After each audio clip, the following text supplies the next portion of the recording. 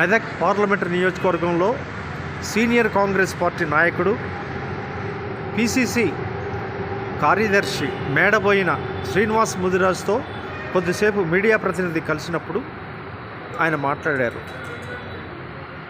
Medak parliamentary నియోజకవర్గంలో బీసీల సంఖ్య ఎక్కువగా ఉందని, బీసీ కులస్తులకే కేటాయించడం సబబుగా ఉంటుందని ఆయన అంటున్నారు. వారి అభిప్రాయాలను తెలుసుకుందామా?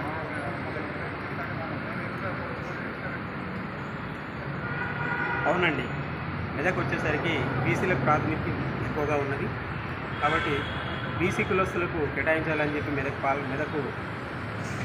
పార్లమెంట్ సీటు బీసీ కులానికి బీసీలకే కేటాయించాలని చెప్పేసి నేను మా పార్టీ అధినేతలను మా పార్టీ పెద్దలను మరీ రిక్వెస్ట్ చేస్తూ ఉన్నా. ఈరోజు సెంట్రల్ ఎలక్షన్ కమిటీ మీటింగ్ ఉన్నది. దాంట్లో క్యాండిడేట్లను డిసైడ్ చేస్తారు కాబట్టి ఖచ్చితంగా తెలంగాణ స్టేట్కి వచ్చేసరికి మెదక్ నుంచి వెళ్ళి ఎట్టి పరిస్థితుల్లో బీసీకి ఇవ్వాలి. అందులో ముదిరాజ్ కమ్యూనిటీ ఎక్కువగా ఉన్నది కాబట్టి ముదిరాజులకు ఇవ్వాలని చెప్పేసి మా పార్టీ పెద్దలకు నేను తెలియజేస్తూ ఉన్నా. అందులో శ్రీనివాస్ ముదిరాజ్ అని నేను చాలా కాలం నుంచి వెళ్ళి దగ్గర 20 సంవత్సరాల నుంచి వెళ్ళి పార్టీకి పనిచేస్తూ ఉన్నాను. ఎడ్యుకేషన్లో కూడా నేను చాలా ముందున్నాను. సో నేను లెక్చరర్గా పనిచేస్తూనే పార్టీకి పనిచేశాను. ఇప్పుడు కంప్లీట్గా 24 అవర్స్ పార్టీకే పనిచేస్తున్నాను. కాబట్టి మాకు ముదిరాజు సామాజిక వర్గానికి ఇచ్చి అందులో శ్రీనివాస్ ముదిరాజు అయిన నేను నాకు టికెట్ ఇచ్చి నన్ను ప్రోత్సహించాలని చెప్పేసి మా పెద్దలందరూ నేను వేడుకుంటా ఉన్నా. అదే మాదిరిగా ఇక్కడ వచ్చేసి ఒక్కొక్క తెలంగాణలో కానీ ఎక్కడైనా కూడా 7 సెగ్మెంట్స్ ఉంటాయి. ఒక్కొక్క పార్లమెంట్కి 7 ఎమ్మెల్యే సెగ్మెంట్స్ ఉంటాయి. 7 ఎమ్మెల్యే సెగ్మెంట్లలో కూడా చూసినట్లయితే 5 లక్షలకు పైచిలకు ఓట్లు ముదిరాజు కమ్యూనిటీ ఉన్నాయి. కాబట్టి ముదిరాజులకు ఇవ్వాలి. దయచేసి మా అందుకు కరుణ ఉంచి మమ్మల్ని ప్రోత్సహించాలని చెప్పేసి మా పార్టీ పెద్దలను నేను వేడుకుంటా ఉన్నా.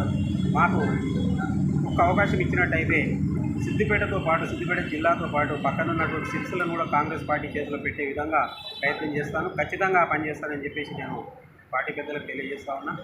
ఇక్కడ మా దగ్గర ఖచ్చితంగా బీఆర్ఎస్కి అనుకూలంగా ఉంటుంది. బీఆర్ఎస్ వాళ్ళు ఎన్నో రకాల ప్రలోభాలకు గురి చేస్తూ ఉన్నారు. అయినా కూడా మేము వాళ్ళ సైడ్ పోలేదు. ఇప్పటివరకు 20 సంవత్సరాల నుంచి వాళ్ళ మొహం కూడా చూడలేదు. ఉద్యమంలో పాల్గొన్నాం, ప్రతి పార్టీ ప్రోగ్రాంలో పాల్గొన్నాం. ధర్నాలు కావచ్చు, మీటింగ్స్ కావచ్చు, ఏవైనా కూడా రేవంత్ రెడ్డి అన్నతో కలిసి పనిచేసినాం. కాంగ్రెస్ పార్టీలో ఉత్తమ్ కుమార్ రెడ్డి గారితో, పొన్నాల లక్ష్మయ్యతో అందరితో కలిసి పనిచేసినాం. కాబట్టి మాకు ఈ అవకాశం ఇవ్వాలని చెప్పేసి మా పార్టీ పెద్దలు కోరుకుంటా ఉన్నా. ప్రతి కార్యక్రమంలో శ్రీనివాస్ ముదిరాజు ఉన్నాడు. ప్రతి దగ్గర దళిత దండోరు పెట్టినప్పుడు కూడా నేను నిజామాబాద్ అర్బన్గా ఇన్ఛార్జిగా పోయి నేను చేసి వచ్చాను.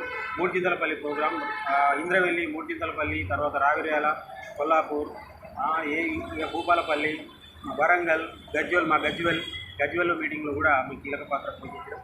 కాబట్టి మాకు ఈ టికెట్ ఇచ్చి మమ్మల్ని ఆదుకోవాలని చెప్పేసి, ఆదుకోవడం కాదు, మేము ఖచ్చితంగా గెలిచి చూపిస్తాం, నిరూపిస్తామని చెప్పేసి మా పార్టీ అధిష్టానానికి తెలియజేస్తా ఉన్నా.